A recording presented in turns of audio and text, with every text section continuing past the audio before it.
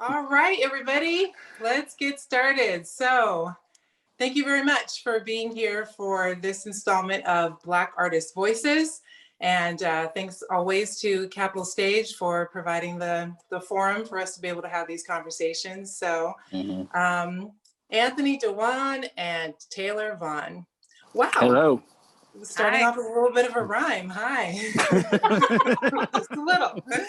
So, I wanted to jump in and just start off with kind of a check-in, just to see, like, literally has everybody been up to? What have you been up to for the last few months, particularly during this time with the pandemic? And a lot of actors, a lot of artists, a lot of musicians are out of work. They're not working. They're struggling. They're figuring things out. And then others have had that happening, but also have found it to be a creatively rich time, like, because of the fact that everybody's kind of hunkered down. So where you at? Where you at? Anthony, let's start with you. What have I been doing? Just writing, just experimenting. I'm always, I spent a lot of time in 2020 dissecting horror, just the genre of horror. I love horror. So it's just like, so I've made a lot of attempts of just writing horror and just seeing how it works, and just kind of a lot of that, but just mostly experimenting and trying whatever formats I can kind of come up with. Occasionally little things here and there, like, the occasional gig and things like that. So, like the occasional gig, like what? Like, well, whatever comes up, a voiceover or something, or write this little thing, or it's something like that. It's just been one little thing after the other, and just. Right. But I do this as like a daily job in a way. So, but otherwise, just experimenting. I don't know, seeing what happens next. Yeah, that's all. Good. That's good. Cool. What about you, Taylor? I love that. Well, just like right now, it's kind of been, everything's just kind of been like, oh wait, hold on, like screeching halt to like to a certain extent. Mm-hmm. But I mean, I was fortunate enough that last year I did a play called The Mothers by Nikki Yaboa, and she's a professor at San Jose State University, and I was able to do a production with her. I think it was back in 2018, where we did something at the local church in downtown, like right down the street, actually, from CapStage. Oh, yeah. And we did like a 2-day performance there of like a stage reading, and it was basically about wives and mothers whose spouses were taken away from them from police brutality. So it was just a play that derived from her going to these particular mothers and wives that have lost somebody. 3 were African American, 1 was Hispanic, and kind of like going through an interview process with them of like what was something that would be appropriate for them to share to be able to bring awareness to it. So we actually did that over Zoom, and that was my first experience doing a play over Zoom, which was really great, but so challenging. Yeah, jumped right in. I know. So just out of curiosity, was the play itself, was it first person perspective? Was it like transcripts almost, or was it inspired by, so was it like fictionalized versions of what these women had talked about? No, it was actually the transcripts. Like there were maybe like little things that she tweaked just so that it made it more sense of as if they were all having a conversation together. Because there were times where she interviewed everybody separately and she took the dialogue straight from there and then developed this play. But then she also just kind of fed off of like, okay, like she was able to meet some of them in person and get their energy like together. But all of it was just like real stories of them telling the stories about their sons that were taken away or their spouse that was taken away, and basically about bringing life to the person's life that was taken and building up like what it was, that scene of like what it was to them to live and to be here, and what impact that had on their family. And so it was a roller coaster of just like, okay, what they were like doing, the ladies coming together, and then slowly but surely like interweaving the tragedy of like kind of how all the events kind of happened in their life. in the sequence of that. So it was really powerful and really moving, especially to have these overlapping of these ladies like telling their story and almost as if they're in a conversation, but they were all separate when they I had see. it. Wow. It was really beautiful. And then we got to meet the mothers. Most of them came down to Sacramento to watch the performances because it was also done in LA. It was done in San Jose. And then over the Zoom, we had women from 2 women were in New York. And then we had like a couple, I think our assistant, her AD, she was in Chicago, I think. So we had people like all over just coming together to do this play.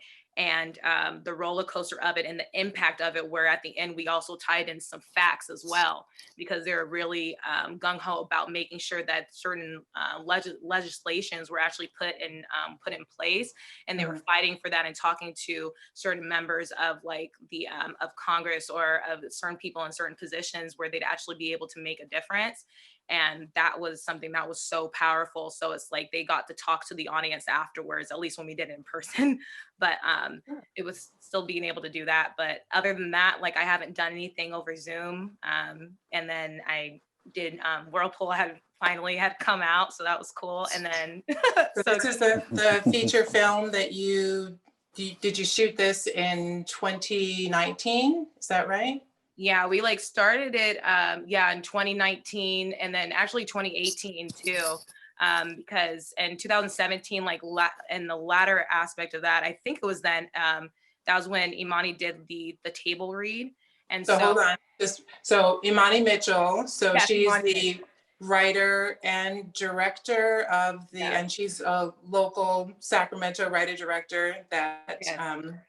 and you played the central role in the film? Yeah, I played the supporting roles. Yeah, she is writer, director, actor, all around amazing person, and which was really great to be able to work with her as being not just her castmate, but being someone that she's directing. And I just absolutely loved it.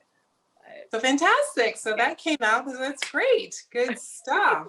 So that was it. Good. Okay, cool. And then you had mentioned that, so it's interesting because of the pandemic, there are, opportunities certainly have diminished in a lot of ways, but then there are ways that they've expanded. And so just because of doing things on Zoom platform and whatever, you can have these different segments or people in completely different places coming together to do, work creatively. Do you have anything that you've been involved in, Anthony, that's involved people that are either on Zoom or just a platform that is bringing people together in different places?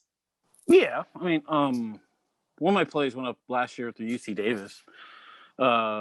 They did it on the Zoom platform. They implemented some technology where it looked like the actors were in the same room, but they weren't. And so, but they managed to do it. I hadn't seen that because kind of splicing before. I hear it was like pretty tedious for the actors, but I see. This is your play. This Is How It Happened. Is it that one? Yeah, okay. It was that one. Yeah, it was that one. But I mean, there's been a couple of things on. I think I directed a Zoom reading of The Mountaintop last year. But yeah, little bits like that. I think it's good for rehearsal, but should not be explored as future options for this theater thing of ours because it's insane. I know. I mean, this is the thing with that whole thing, right? Because so for the first few months, I had such resistance to, I mean, just like everybody, of course, I'm missing doing things live and in person and with everybody else. And also, quite frankly, and I'm just gonna say it, is that I saw a couple things early on that I'm just like, well, this is just not good. Like, it's just not good. Exactly it. So, and even if it is, you can't tell because it's in a box. So yeah. I mean, I think I've seen a couple of things at this point that I think have been quite successful. And I think a couple of those things were done in a way that, I don't know, yeah, they did it and staged it in a way that it pretty much seemed like everybody was in the same space, and they did it really successfully. Yeah. But I have seen, and again, just be me being like super critical, where like people are throwing things up on Facebook or on their YouTube channel just for something to do. And I'm like, but did the world really need that? Actually, just saying, like, I'm just saying, you know. So I think I got kind of a little bit put off to like, I'm like, this is what's gonna happen to, you know, to theater and to performance as a result of, you know, I don't know. But then I think in the last few months, I've seen, I've seen a handful of things and I'm like, all right, you know, and then I've done a few things where well, especially now that we're able to do things in person again. There's a company I work with, and the director has done a really great job of keeping the set small and safe, and you know, everybody's wearing masks unless you are the one speaking, and the camera's on you for your coverage or your close-up. And so and it's just been really good to be back in the same space with other, you know, other folks, with other casts and other crew, and doing something. I've been missing. Yeah, totally. So anyway, so I was something I've been thinking about is, and I'll just get this out of the way. I kind of like don't want to talk about it, but I sort of feel like, you know, like let's look at it. So I was thinking about just the fact that it's been like a few months since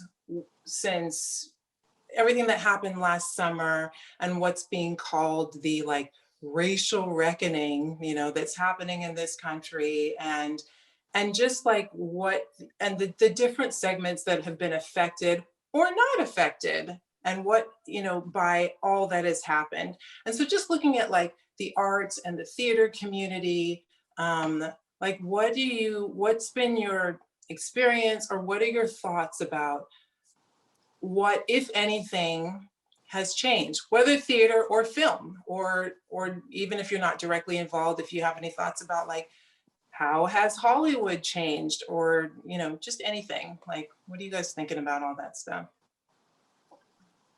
Well, I guess I'm like, I'll take a crack at it. Well, just with everything, I feel like there's more, especially like in film, there's more opportunity that's being put out there, especially because more people are taking projects into their own hands, which I think is really great, which is another reason why Monty did, you know, write Whirlpool and choose to produce it. And I see that those opportunities are there, and there's more avenues being open. But at the same time, I feel like it's just one of those things where it's like, okay, well, now it's just we're creating more projects where we're able to showcase Black lives like more authentically to a certain extent, or I feel like there's more diversity, at least in terms of like certain projects where you have like, you know, different points of view and like writers and everything like that, to be able to bring certain like bring certain people to life. And I've been able to see that, you know, at least within theater, I think that that's starting to slowly change, at least from my own personal experience, slowly but surely, of just being asked to audition for roles that I didn't think that I'd be able to do. Just like what? For examples, like being, oh my gosh, and I'm gonna be so, my little theater brain is like going all berserk because I'm like getting my roles mixed up. But then I was asked to audition for one of the female leads in A Midsummer's Night Dream, and then as well as, I'm forgetting the play for some odd reason, but I was just like, it was another female lead, and it was another Shakespeare play. Oh, yay.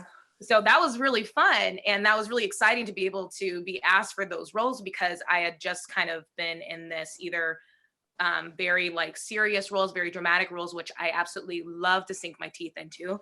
But then a lot of it has been like, you know, most of it has been either that, older roles, or it's been slave roles. And so I've just been unintentionally conditioned to think that that was the only roles that I can actually go for. And so I think that I didn't allow myself the space to be like, oh, I can do this. I can do like these type of characters, and that's something that's wanted. And so I feel like it's starting to slowly but surely like kind of open up to that aspect where there are more things available to where I can actually act in that. That's not just like, oh, okay, well, this character is specifically this particular race, and so she or he can't be this one. It can't be this or that. And so Yeah. that's kind of I mean, I'm dying right now. I have so much to say. Anthony's laughing because we have conversations. No. we have conversations about this, and I'm like dying right now. First, I want to say a couple things. First of all, with respect to Shakespeare, and that Shakespeare was always for you. Like the fact that you thought, let alone anybody else thought that like, oh, Shakespeare is for these people over here. And it's like, I'm like, no, Shakespeare was always for you. Always, any of it, all the roles. Yes. Anything. So yes, there's that. And then also, I mean, oh, that's right. We had this conversation. Was it when we were working together at CapStage's, the Playwrights Revolution? Yeah. And then you were talking about how up until that point, and you were the lead role in, I directed you in one, and then you were the lead in the other one and another one. And you were saying that up until that point, something about like you'd pretty much only played mostly slave roles or something. Is that what? Yeah. Well, yeah. And that was basically it. But it's just like, it's like, first of all, it was my first lead role in general, which was really amazing, because I don't mind being the character that's like, I don't need to be the lead all the time, honey, at all, because I love being supporting. I love being that one character that pops on for like a second that you just remember. I just love to be involved. But yeah, it's like up until that point, that was really all that I was doing. Except for, I will say that it's just like, we did an octoroon at CapStage, and I'm like, I will play that slave every single day of my life, because I just loved that play. I loved Judy Moreland, like her directing that, and just Michael Stevenson, like putting that on. I just thought it was, it was such a provocative play, but it's like they had such depth within their characters. It was something that I was like, I will play Dido over and over and over again. But there are some things where I was like, okay, well, like, from other things that I've done where I was like, okay, well, I haven't been able to do these certain roles just because of the box that I think that I was inadvertently put in. And I don't think it was because of any one thing. I think it just is what happens, and that there weren't more things readily available for people of color, but also more so where it's like when there are like the roles available, there's so much competition like in between, because we're fighting for those selective roles. There's already competition in our world that we're so used to, but then there's like this inner like competition that like happens that I would like to see kind of expand and have more roles to it, to where it's not like, okay, well, it's so blatant that this person is Black and then these people are like, different ethnicities, but they're all like coming together. I'm like, let's just bring it to Cinderella in the 90s with Whitney Houston and Randy, where the dad was white, the son was Filipino, and the mom was Black, and nobody really cared. And I love that. But like the first time that I saw that it was like an issue was when I did Che Guevara in The Dispossessed at SacTheatre, an original production by Dr. Pomo. And it was when I played Che Guevara's mother, and Russell Dow played Che, and he was amazing. Yeah, I love Russ. And then the adjudicator came afterwards for the KCACTF competition for the Kennedy Center. And they went through everything, and then they finally got to me, and they were just like, well, Che's mom was Black, so I don't really know how I feel about that. And just everybody was just feeling like really uneasy about that comment. So it was one of those things where I had realized in my college career where it was like, okay, like I'm Black. I got that. But it was just kind of hard where it was like, okay, I can't, I don't know, obviously you can't not see it, but I just would like to have more things where there's more fluidity within certain characters, and you know, and having more opportunity for, if it doesn't specify for what this race is, that it has more fluidity of just like, okay, this person's very good for the role, doesn't matter like what their race is or anything like that, and like let's put them in the role to just bring in more diversity, to just, you know, to highlight more people, to give more more opportunities for people for things, because I probably work like once a year, and that's because I've just done the professional theater scenes and stuff like that. Yeah. And I did one show at Big Idea, which was also like completely out there, but I loved it. But I just like wanted, you know, I just would like to do more. And as soon as the opportunity came to me, I was like, oh God, wait, I don't know what to do to this. And, you know, I didn't feel like I had a great audition, but it's because of what I already thought that I could do just based off of what I've done. And now I get to like expand and like, oh, okay, they're gonna look at me for these other roles too. Okay, let me readjust myself and actually say like, okay, I can actually play these, you know, possible ingenue roles, but maybe I'm not an ingenue like person either. So that's, you know, neither here nor there. Yeah, What are you thinking, Anthony? Where are you at with your thoughts about what if anything has changed or is changing or is going to change? What do you think? And don't hold back. I never think. I don't know why like, people just think. Say it all. What do you think? Well, I do, but it's like I don't know why people think anything's changing. It's February. We should be working. What's up? You know, and then February ends, and then we're done working. That's what happens. We know the process of it.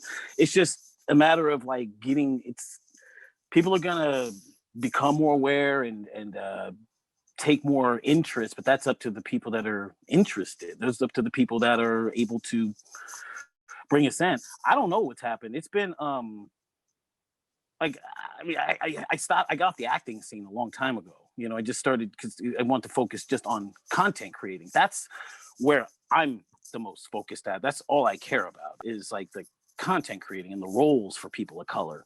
That's more where I guess I don't really get too concerned about what they're doing, because my job is to create content, and so I should be working on writing rather than worrying about what's not happening. So worry about what I can create, because it's like, look, the way I look at writing is that anytime if a play of mine gets picked up, that's an opportunity for people to work.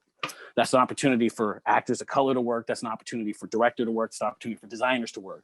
That is my contribution to all that stuff. If I act, I'm doing nothing for anybody except myself. So it's like, that was like, it came into this to be a writer, you know? So it was always the intention to create content and to give us better roles, not better roles, but different roles and more expansive roles for us to sink into and deal with, you know, Black complexity rather than Black history all the time. And it's I don't really know how to write those things unless I'm making it not either satirical or touching a nerve in some way, shape, or form. But I don't know. But my focus is always just the content, you know, and dealing with the content. The biggest complaints that I always heard throughout my whole life were the roles for Black people and women are crap. And, you know, in spending years as an actor, I mean, like, as soon as I became equity, I started, you know, all I was doing was children's theater, which was great because, you know, I was paying the bills. So that's great, you know. Got the opportunities to write, got the opportunities to do a bunch of stuff. But I also came up at an era, at a time when we had, I trained with Ed Claudio, who was my guy for 10 years when I started at 19. And I stayed with him forever. But we were able to do whatever we wanted in his theater. So it was like, I was able to do Chekhov, I was able to do Shakespeare, I was able to, you know, like I got to direct Othello when I was 20 something years old, you know? So it was like, those sorts of things are a little, you know, those little things that tell you it doesn't matter what your color is, gives me that sort of inspiration behind it. Like, where it's like, well, here I am, a Black dude, I'm directing Chekhov's The Seagull. you know, here I am directing. Right. Here I was directing Neil LaBute's plays back when I thought he was awesome. I was doing. Sounds like you and Neil had a falling out. I just don't know what he's doing, or what he was really trying to say. After a while, when I was younger, I thought he was edgy. As I got older, I was like, but I mean, it's just everything changes, you know. But so for me, it's just the focus is always making content, being a writer and director. Just why over the past few years, I just started turning down acting. Period. Like I risk not working in order to focus on the content. Like I'd rather, if you hire me, I want to be hired as a writer or as a director, so I can have the opportunity to bring other people to the table. That's what I'm here for. You know, first major production of a play was the Jackie Robinson story at B Street years ago. And the biggest accomplishment for that was that all these Black actors got to work in an equity theater who had never worked there before. And well, that was the biggest thing. Forget that it was my play. That's fine. That was great. But it was like the fact that all of these talented actors got to work, and some who got their equity cards because of it. Were they mostly local to Sacramento or Sacramento/Bay Area? Do you remember? They're Sacramento folks. Like Noah Hayes, Danielle Truitt back in the day. She got her equity card. This guy, Stephen Lamar, who played Jackie Robinson. I think he lives in LA now. Yeah, it was really stuff like that was always like, that's the goal. It didn't, because it's like, as long as like, if there's one of us in there that's doing the content, that's actually creating content, that works, so that people are producing, that's opportunity for people. You know, and especially my focus is people of color and women. That's usually primarily what I focus on the work that I do. So if I'm gonna, as far as like how everything is going, it's you know, I think that there are doors opening. Sure, I think Hollywood has become pretty irrelevant. It's really shown itself in a lot of ways, and how who really has a skill set and who doesn't. Who's even interesting anymore and who isn't. You know, it's like I got most of the stuff that I watched last year were all, like I say, all horror films, because it was a perfect time for it. It was always fun. You mean like all hunkered down and you're just like, yeah, let me watch some horror? Yeah, but I mean, I don't need an occasion to watch horror movies. I'll just watch one.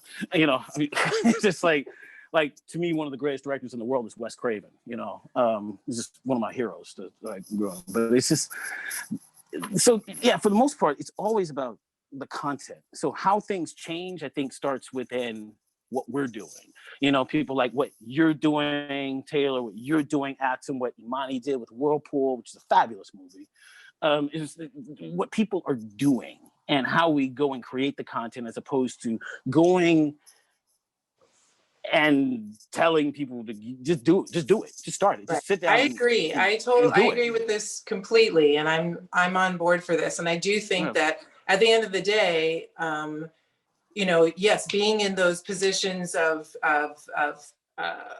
power, of autonomy, of creativity, and being somebody who is in a position to create opportunities for other people, is where it's at. It's where it's been at for you know, a while now, probably starting from but like nobody really does it. That's the thing. People so don't do it. Exactly. And this is where the push comes in. This is where the need to raise that awareness, or just to jump in and do it. I mean, like, yeah, you know, I mean, what awareness? That's a problem. It's a bunch of meetings and talking about the awareness. Let's be aware and let's talk some more, and then we'll go back and forget, and then nothing gets done. So I mean, we all know this game. I don't know why you pretend we don't. We all know this it. Is like this is the same thing that has been going on forever. It's like, let's talk about it, and then some people say, let's pretend we don't know. You know, we've talked. You know, it's like we've all you know, all of us as Black artists have worked in white theaters and talked to white people about racism, you know, about racial stuff in the theater and things, and you know, wouldn't be great for this to happen, would be great for that to happen. We've all had these conversations. So when the sudden amnesia last year came up with, we didn't know, I was like really confused, because a lot of the people that were saying this, I'm like, you know, like, I forget, I've been the fly on the wall for 25 years in this mug. I've been like listening to everybody. Well, but So I've Anthony, heard you these only look like conversations. you're about 25, so I don't see. I am. You're like, It's yes. it's like you listen. So it's like, I don't know what the confusion is. We've talked about this confusion. Everybody's had these conversations. We've had people, I've listened to people talk about how we need to make a change in the theater. I've had people look me directly in the face and lie and say, we are going to make sure that this play of yours gets produced, and nothing, because it's all hot air. It's all it is. So it's like, either do it or back off. But like we have, it's like, as a writer, I suffer from the the workshop graveyard. Everything. let's workshop it, and it's usually filled with a bunch of people who don't write, telling you how to write. And it's like, because the thing that I started occurring to me is like, listen, if you could actually help me, you wouldn't be in this room with me, would you? If there was anything that you could actually offer me, you wouldn't be in the same room. You're the same loser I am, sitting up here trying to figure something out, and you're telling me that I cannot do this. Let me ask you something. It's a logistical question, because what are, as a writer, as a writer director, what are the ways that you can go from here is my, here's my completed play, to actually getting that play on a stage so that people can be cast in it, so that you can put directors and crew and all these different people to work in with this content that you've created. What's your next step? How do you do that? How do you make it happen? You just do it. You figure out. Look. That's the ongoing question. Again, if I knew that, I probably wouldn't be here talking to you either. So it's like, something. You've been doing it. You've been doing it for a long time. Yeah, but it's talking to people. It's like what I've had. I fail every day, and I love it because it gives me something. It lets me know that I've done something. Like I'm writing. Like when I'm trying to start something, writing whatever, I'll write, and then end of the day or whatever, I'm like, well, that was trash, and then I just put it away, and I start the next day. It's a failure, and then I start over. It's like any work day. And so that's how you have to look. Blue collar. I'm a blue collar writer. It's like, this is just the job, not anything beyond that. But how do you do it? Right hands, right place, right time, right play. Sometimes, like, look, I always took every rejection I got, not as he's black, but more that it's my chance to go get better. So a lot of times I would go either rewrite that play or trash it and write something else. So that's probably why I wrote so much, is because I was always like trying to get better at it. So I didn't take any rejection as anything other than, this play sucks, do something else. And that's usually what it is. It's not, it's usually not like, it's just, and the risk and the money that goes into producing a play, the moment you say, yes, we're going to put this up, that means you're risking your mortgage or your marriage or something to put this play up. and something is going to get lost if there's not a gain from this. So chances are they're not going to want to take chances on your little experimental play about your uncle, it's straight. I have co-produced a play. This was in 2016. Elise Hodge and I co-produced a play. I did a little bit of fundraising to get the funds to get, so it was like a self-funded and funded by fundraising kind of thing. And yeah, we lost money on that thing. Like, yes, we did. Absolutely. But was it a great experience, a great opportunity? It was a 4-person cast, put something out there. Anthony directed, and yes, money was lost. But I wouldn't change it. I would do it again. But that's the thing. It's like, and then sometimes you do it and it works. I wrote Danielle Truitt's one-woman show, 3, and we self-produced it each time we've done it. The first time we did it was in LA, and then the second time another time we did it out here in 2012, I want to say, or something like that. Recently it was more, because I moved here in 2012. You did it maybe it was 2014, 2015. Well, that was another time.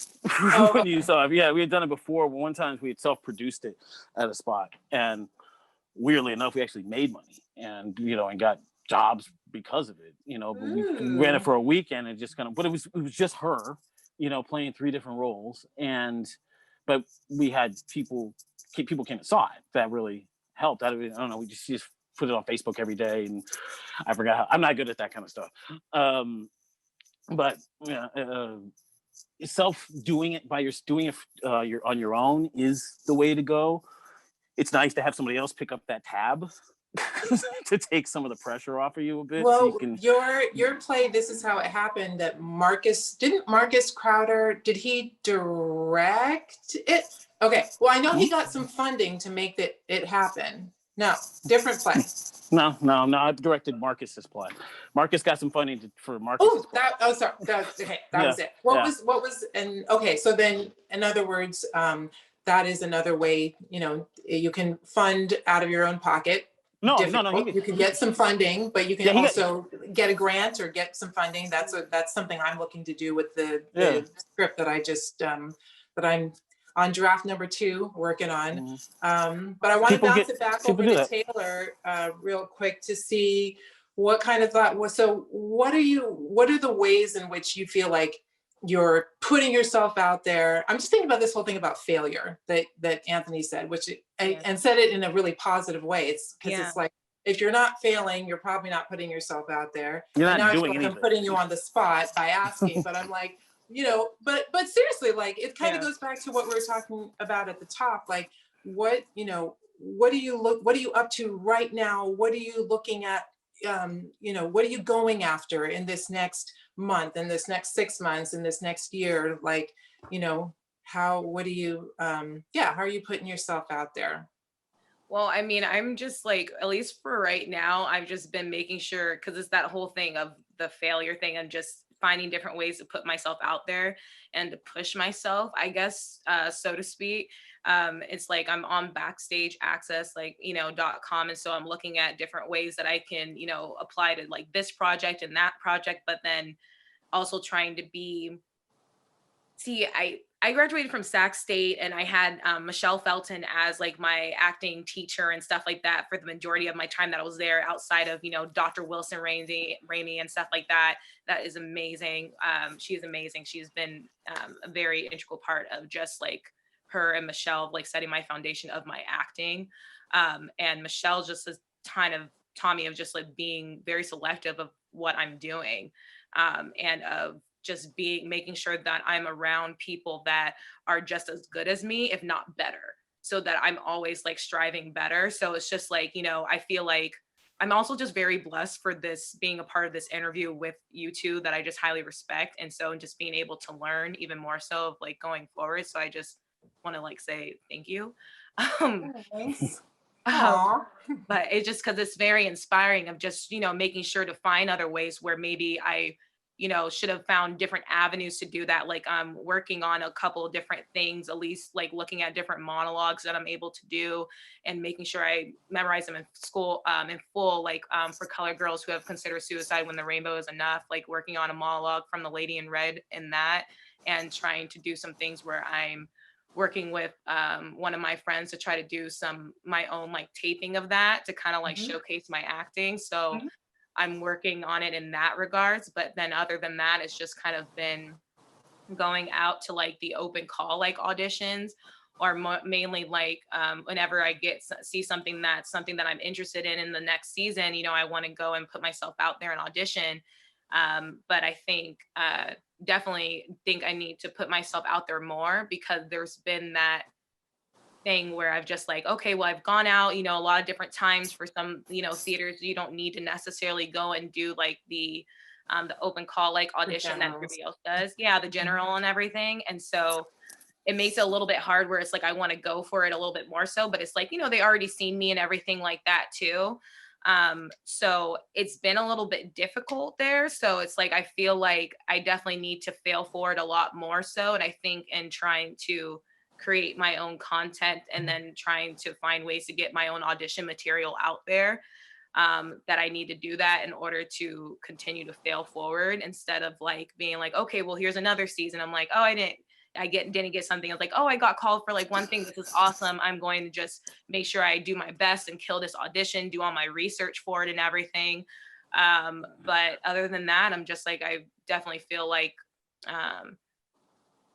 once I got those auditions for those lead female roles in those Shakespeare plays, it did kind of shake me up a little bit, because I was like, oh, wow, I'm getting asked for this. I'm like, okay, there's possibly more opportunity coming here, to where I don't feel like, okay, there's just more opportunity for, my white castmates and stuff like that, or my coworkers and my friends and stuff like that, that are mixed or something like that, or of lighter complexion, or that can pass for different things, or it's not as alarming to, not alarming, but as distinguishable, to have like my skin like on there or something. I think there's some aspects where it's kind of honed me down, but Taylor, okay, listen, like alarming. You're kidding. So I feel like I They're either alarmed. need to have a conversation with you off the record, or we could just have it here. So let's have it here. So, a couple of things. I'm just gonna tell you. I'm telling you.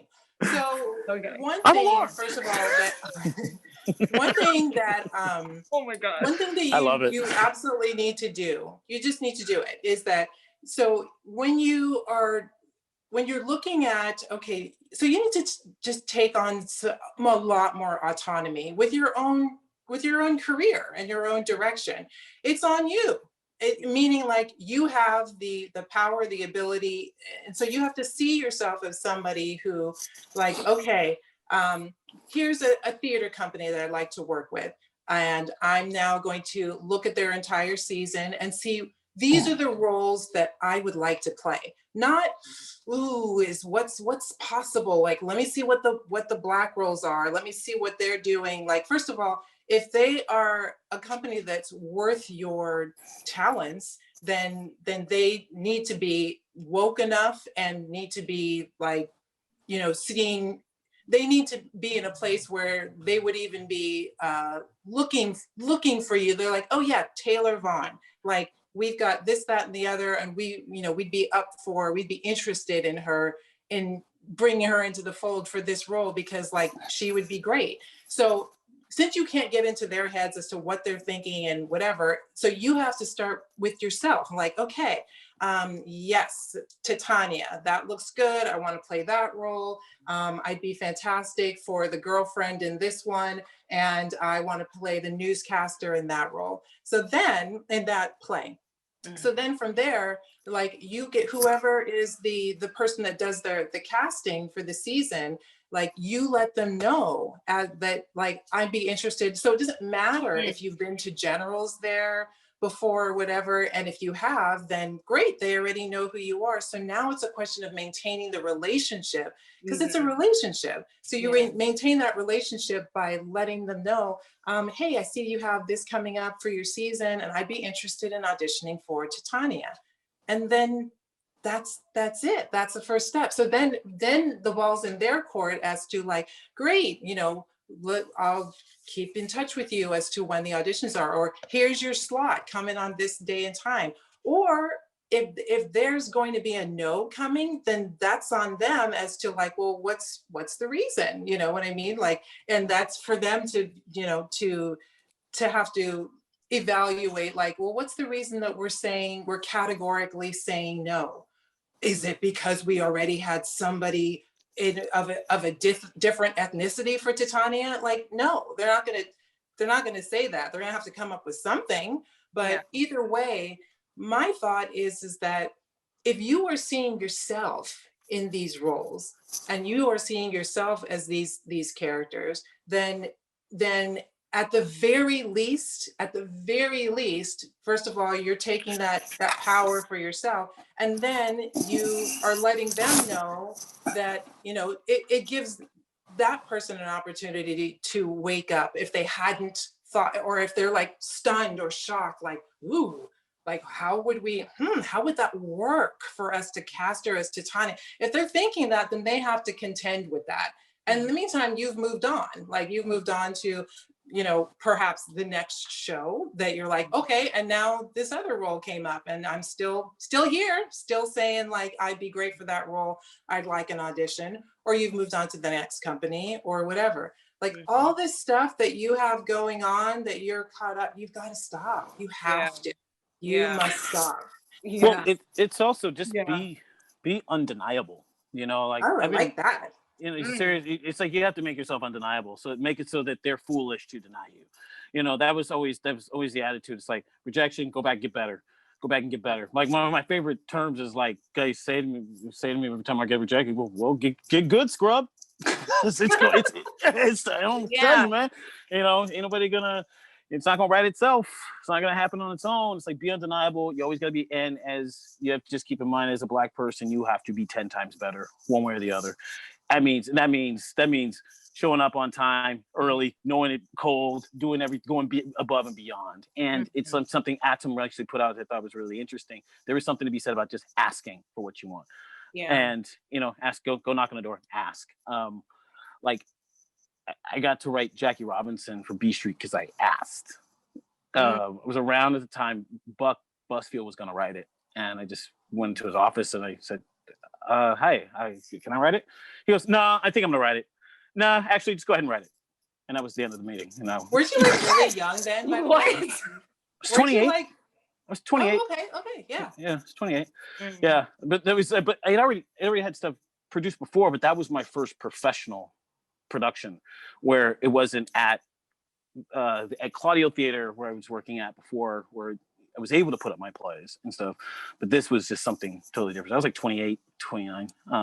And yeah, I asked. And the power of asking, like I love it, Well, the weird thing is he said yeah, and then wrote me a check, and then I went home and wrote it. That was the weirdest thing about it, is that it worked. Wow. That's where I was more surprised at. Not that I asked, it's more the fact. So it's amazing what happens when you just ask. When you just ask and do that.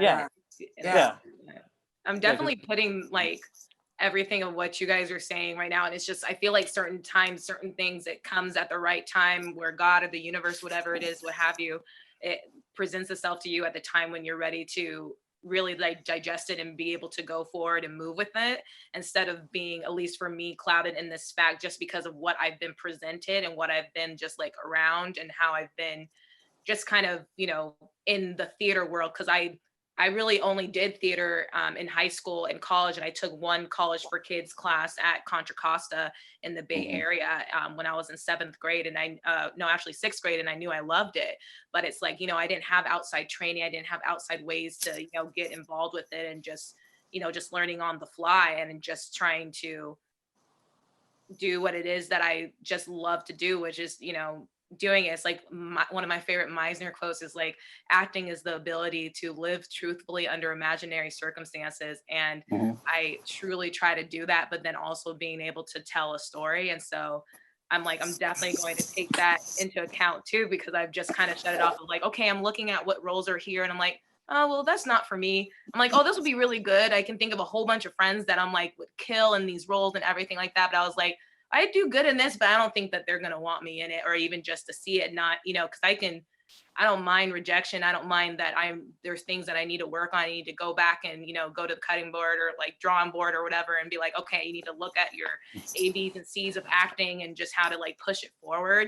And, some roles just aren't for you. But when I didn't feel like there was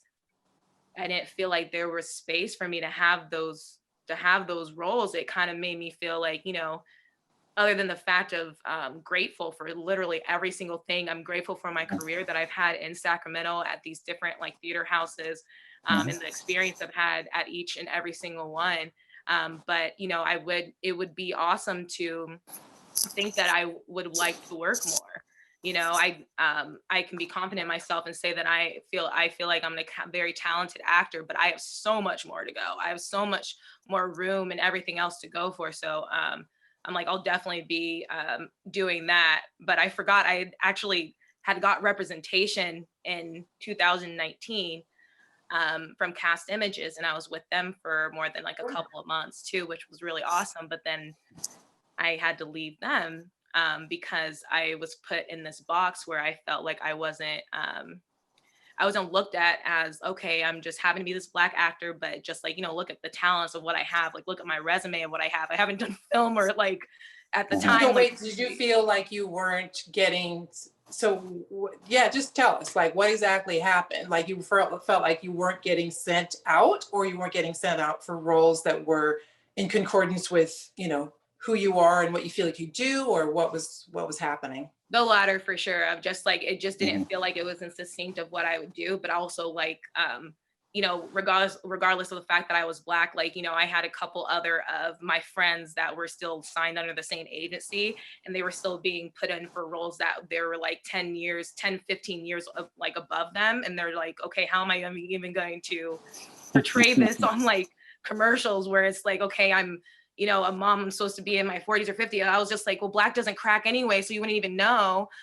But I just like, it was that part, but then also having to have my hair in a natural style, whereas natural can be defined in so many different ways. And so it just felt like I was in a categorical box where it's like, okay, you're Black, you have to have the natural hair, and that was like the curls and everything like that. So trying to find wigs, trying to figure out my own, like, almost rush my own natural hair journey, and end up, kind of like messing my hair up. Like, so this is fascinating, because this is a complete shift from, even like 5 years ago, where we're looking at, Black women in film and commercials and, TV or whatever. Up until about 4 or 5 years ago, you were hard pressed to find natural hairstyles in a lot of media. And so now it's got to where it's like, oh, okay, this is ridiculous. It's like, when does the box end? So it's like, okay, well, first you need to fit into this box. And if you're too dark, or if your hair is not straight, or blah blah blah, then you don't fit into the idea of what Black needs to look like. And now it's got to, like, okay, well, now you don't have the natural hair, so when this is some BS right here. I'm confused. I'm like, how do people want me to be? I just can't. And that is a lot of, I guess that's everything. It's especially that way with film or commercials. It can definitely be that way, as we're discussing, with theater. And I know, by the way, that we are certainly not talking about just Black actors, because I know all the ethnicities deal with this, all of them. It's like, okay, well, this is the box for Latinx, and like what Hollywood expects, or what what people expect if you say you're Latino or Latina or whatever, or if you're Asian, or if you're Native American. It's like, just let people, and you know what? The people who are the powers that be aren't going to change. They're not, which is why, we all have to. We have to, meaning, like, we take control, we do our own thing, we show, like, okay, yes, I am, this is what Cleopatra looks like right here. I'm playing the role, and therefore this is Cleopatra, or whatever it is. Actually, one of the things I'm working on right now that's really cool, that I'm enjoying, and this is my version of, like, okay, well, what am I going to do to just keep my creative juices flowing, give myself something to do, and give myself something to reach for, is I'm working with Janice Stevens right now. This is just an idea of mine that I was like, I want to do something. And many years ago, I played Hamlet when I was in Los Angeles. It was this company that I worked with, and it was a really great experience. And I've been a little bit obsessed with that play and with the role ever since. And I'm like, I want to continue to work on my skills with regards to Shakespeare, and just, find a way to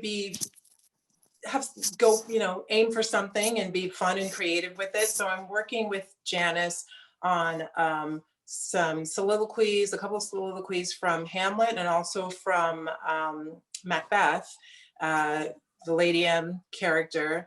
And ultimately just like to explore it, and then I'm going to film it, do a little sort of mini film of those, those works, and yeah, just for something something to do. And that's really, it actually worked out really well timing wise, because then there is a Shakespeare dramaturgy. It was like a 2-night workshop that I took with the Berkeley Theater School or something like that, on Zoom.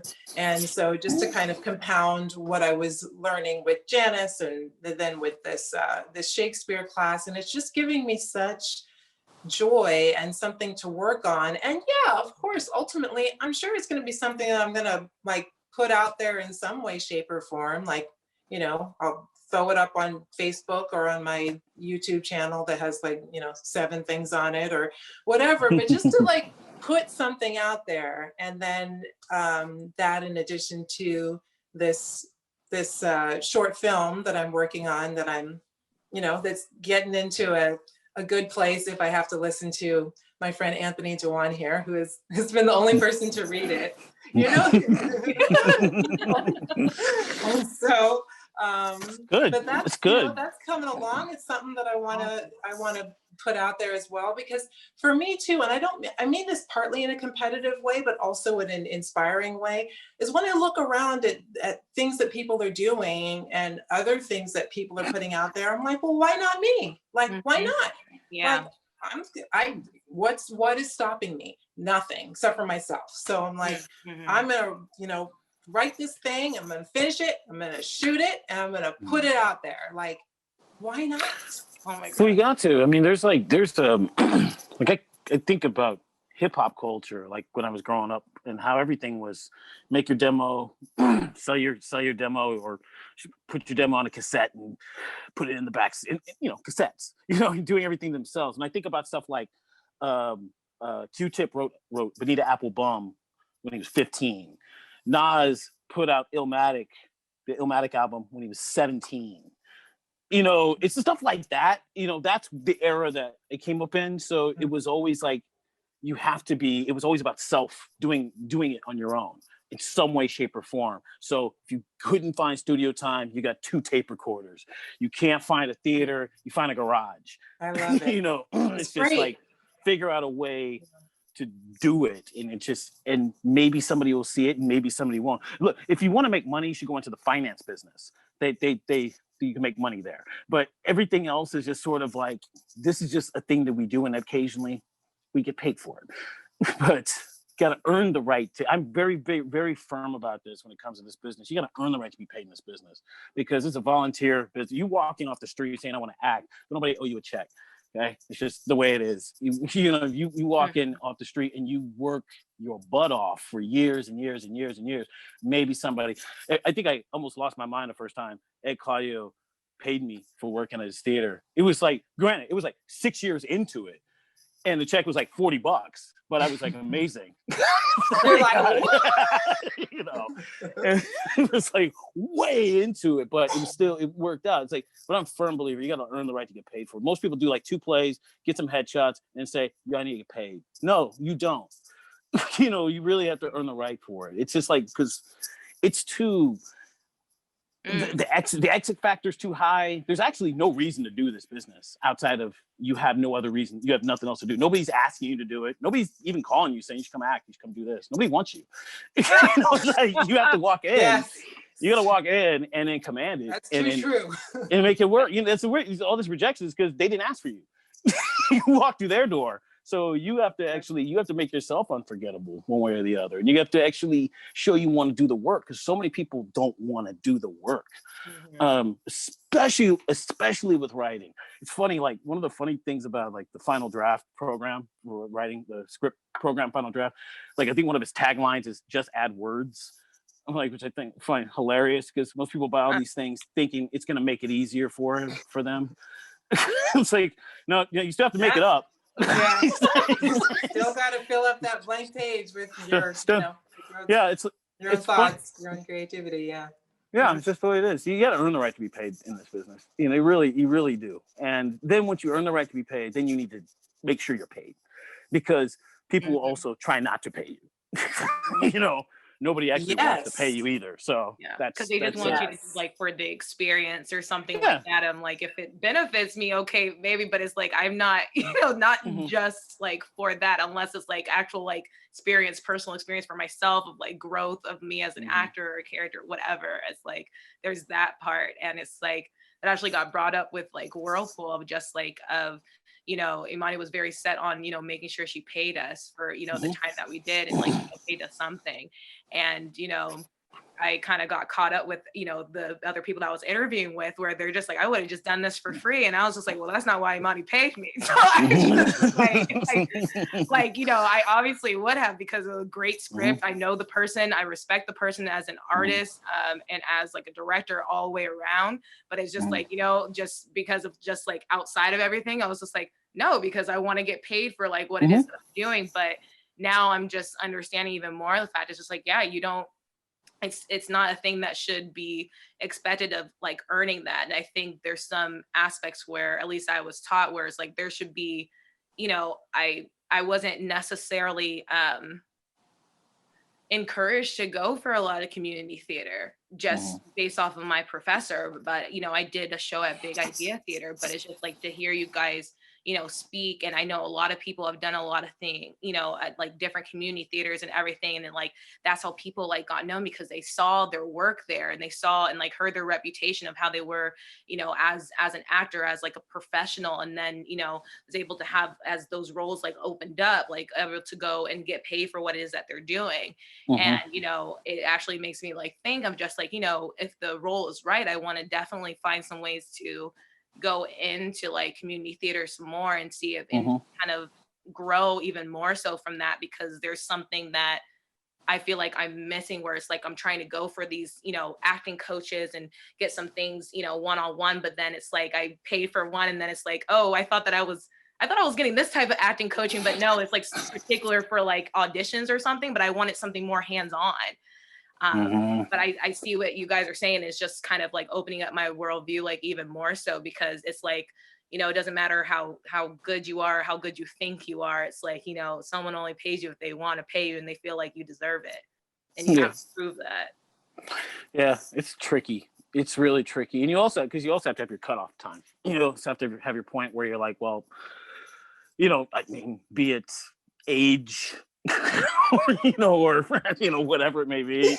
Like, That's that's one. Yeah, I remember when I was when we did Harriet Tubman over at B Street. This was, I think, 2014, and with that role, I was offered an equity contract, and then the ability to join the union with that. And I was sort of like, gosh, I'm kind of new in town. Should I? I mean, I've been doing theater for years in Los Angeles, but I remember talking to you about it, and without mincing any words, this is Anthony. You're 40. So it's not like you're 25. So yeah, join the union. You're 40. I was like, thanks, Anthony. You gotta get paid. There's just things where it's like you can do things, that's fine, but make sure you have your stuff where you're actually making your living. So you got to be able to make a living as well, and it's just kind of hard to balance it. But you still got to earn the right to age, time, whatever it may be. That makes sense.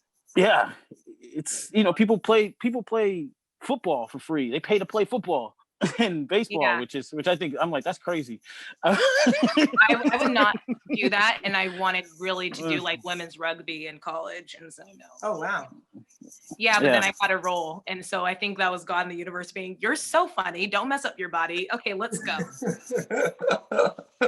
My favorite are the ones that have baseball injuries. Man, I was going to be a baseball player, but I injured my knee, and now I'm the greatest actor of all time. It's just like, man, shut up. I had one option. You just said, hey, how one just went away, but you had this other one. It's like my right hand broke. I don't know what to do.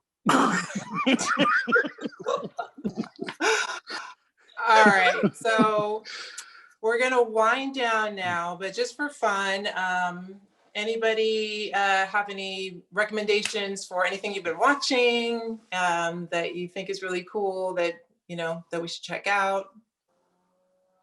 I just I just the biggest mixed feelings in the world. But I just watched that Malcolm and Marie movie. It's funny that you mentioned that, because that was I just have been seeing a couple posts about it, and yeah. okay, wait. First of all, before you say too much about it, No, I'm not saying anything about it. Okay, well, how about just okay? Don't say anything about it, but how about either thumbs up, thumbs side, or thumbs down? Just what do you think? You know what? It's. I finished it, and then I was like, I see exactly why people would think this is genius, and the only reason I can see is because I see it in a different way. I look at it like a fairy tale. I look at the whole film like a fairy tale. That's the only thing that gets to that. First of all, if it's a love story, it probably is a fairy. Like those two things usually go hand in hand. Yeah, but it's also in Hollywood, and that love is not real. So it's just like it's just something I don't know really. how love real is in real life, but whatever. This is coming from a divorced middle-aged woman, so I'm just like, love schmove. What's love? What is it? It's nothing. It's not real. Atim, if I can do it, anybody can do it. Believe me. Even you're way taller than I am. But I liked Malcolm and Marie. I thought it was well done, well shot. To me, the one that just really killed it this year is A Night in Miami. I thought that was just off the chain. Oh, I didn't even know who directed it. It's directed by Regina King. Oh, Regina King! Oh, this is the thing that she did. Oh, I need to check it out. Yay, Regina! Yeah, you need to immediately check it out. It's great. And then I've been watching that show, Your Honor, with Bryan Cranston, trying to not go back to Walter White, but he's still slipping into his Walter White a little bit. I think it's great though. Your Honor is pretty disturbing because of the writing is fabulous, but it's also just really hitting on some pretty difficult race issues when it comes to the system. Like that's one of my biggest things. Repeating theme in my work lately has been the system. Is just like once you get caught up in that system, you're screwed. And so it's like for anything. So it's just like that show really captured it. But that's all I got so far. All right. Otherwise, horror movies. Invisible Man was great with Elizabeth Moss. That was awesome. That was great. Oh, I remember seeing the commercials for that. I personally am not like. Yeah, I, for the most part, don't do horror movies, although I guess I saw the last two. Do you watch the news? Yeah, exactly. So I'm like, do I need more horror? I don't understand. People like, I don't watch horror, but they watch the news every night. No, and I don't watch much. Well, I watch it. There's CNN tends to be on in my house quite a bit, and I tend to avoid looking because I'm just like, anyway. Yeah. All right, Taylor, what about you? What you got? Oh my gosh. And so I'm so bad. I've been watching some random movies that I honestly can't even remember, but there's certain ones on my list that I need to watch, but it's just like, a lot of them has been what you have said. But I'm just like, honestly, I've just been going to work and coming back and watching Hell's Kitchen for the most part, and then Hell's Kitchen. I'm at that point. I'm at that age now where I watch Court TV. I'm like, man, these fools is tripping, so I feel better about my life.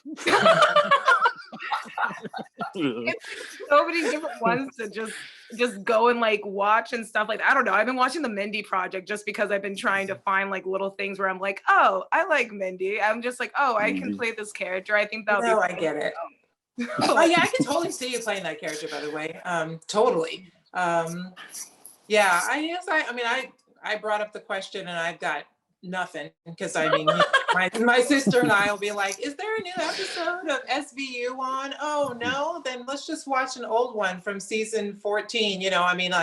It's just it's just you fooled me, Atim. See, because that's not a question. This is not a discussion you usually have. Is about the latest movies you've watched. You're usually oh, I haven't watched any of that, like you did just now. So I was really, I thought you were about to bust out that you actually saw something, and you're like, nope. Still no.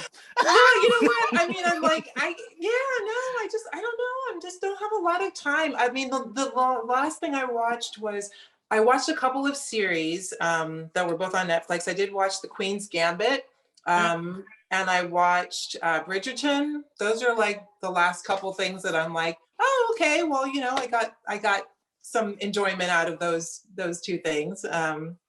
Well, enjoyment. I appreciated the Queen's Gambit. I don't know, like, ultimately, for some reason, I didn't particularly care about the character, which is kind of like, you know, even though I watched the whole thing from start to end, and oddly enough, I really was interested in I was on the journey, and I was really interested in like the chess aspect of it, even though I don't play chess, but like somehow I found that really riveting, but I didn't really care about the main character that much. So some of the things that I watched too, whether or not like I loved it or whatever, I do try to pay attention to, you know, just from the perspective of someone who's, you know, writing. I'm like, okay, well, I like to think about it from an analytical point of view. Like, what was it that made me disassociate from this character or not really care, or just pay attention to some of the different aspects of the story. So, and then, yeah, I mean, I'm sort of embarrassed to admit this in front of Anthony, because I know he's going to be rolling his eyes, but like, did I love Bridgerton? Yes, I did. Of course I did. I was like, yummy, yummy, you know, just yummy, yummy to all of it, like la la. So that's all. That's all. I don't care about anything anybody has to say about the inconsistencies of the period, the time, the place, whatever. I enjoyed it so much, and yes, please. To me, that's the thing. It's like flaws are great because they're achievable. You know what's not achievable? Perfection. So it's like flaws are achievable, and so it's like it depends on what you do with them. Perfection doesn't exist. I don't know why people even talk about that crap. It just doesn't exist. Some things really work, and some things really don't. And you're gonna kill yourself trying to be perfect with anything. But I like the flaws. That's why I love the Five Bloods. It's like, but for Spike Lee is the dude to me. I snuck in to see She's Gotta Have It in the movie theater. You know, because I was obviously too young. But snuck in to see that in the movie theater. Saw Do the Right Thing when it first opened, and now then, so it's a tradition for me. Every time he drops a movie, I see it on the first day, and I put the Five Bloods up when it's on Netflix. And people were talking about how they're all confused because they didn't change ages and stuff like that. People do that in cinema all the time. Yeah. You just move it and change the light, and it's the same sort of thing. Spike Lee is. You know, let's see how you do. That's his 38th feature film. Let's see how you do on your 38th feature film. You know, so it's like, yeah, Spike Lee is the man. So, yeah. Nice. Well, on that note, like, all right, Spike, let's do this. Let me not take up any more of your time for the evening. So we'll bring it to a close. Thank you guys so much for having us. Yeah, for sure. Thank you. This is really cool. And it's nice hanging out with you, Taylor. I'd never actually met you, so it's nice to actually hang out with you here. Yeah. And been hearing about you for years, and now here you are, and I finally got to see you on Whirlpool, and you killed it. You were awesome.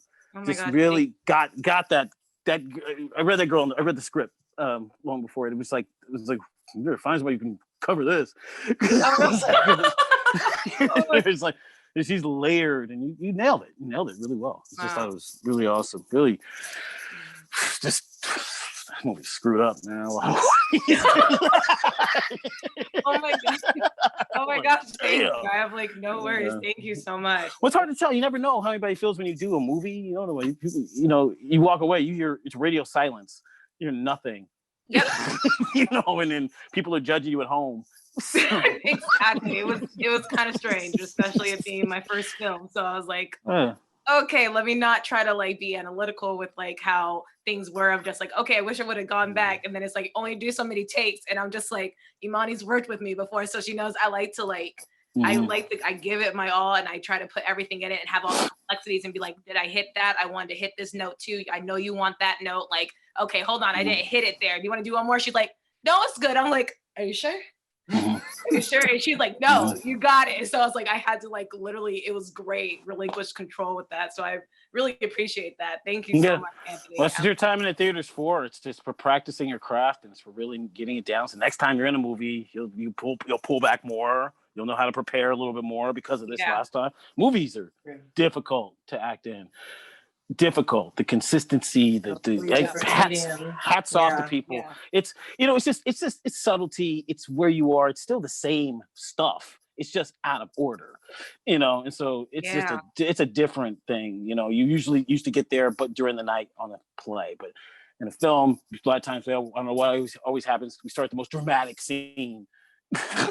When nobody's ready for that. Go from there. Yeah. Just you should start it with, once you cross into the kitchen, and we'll cut.